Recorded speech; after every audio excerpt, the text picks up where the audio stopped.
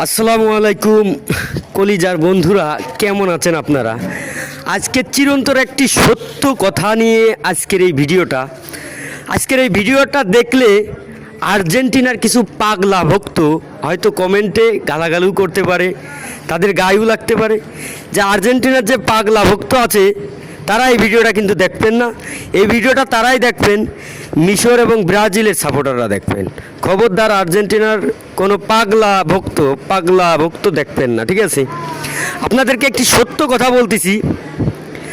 গুগলে আপনি সার্চ করবেন চোরের দলের খেলা কবে, ঠিক সার্চ করলেই সাথে সাথে একটি অবিশ্বাস্যকর একটি ঘটনা দেখতে পারবেন। আর্জেন্টিনার নামটি উঠে আসবে।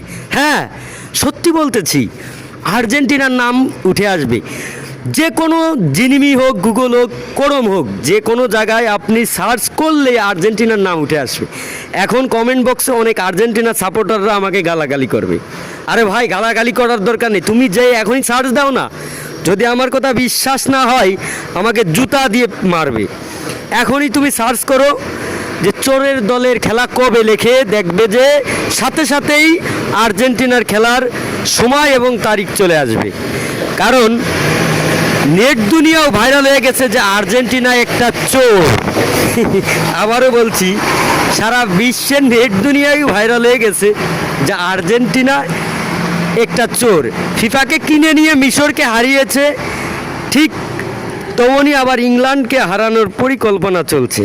আর এই জন্যই গুগলে সার্চ করলেই বেরোয় আসতেছে যে আর্জেন্টিনা চোর, ঠিক আছে? যদি বিশ্বাস না করেন এখনই যান ক্রোম ব্রাউজারে, গুগল প্লে স্টোরিতে বা গুগলে বা জিনিমিতে যান, যে সার্চ করেন চোরের দলের খেলা কবে, সাথে সাথেই দেখতে পারবেন আর্জেন্টিনার খেলা কবে।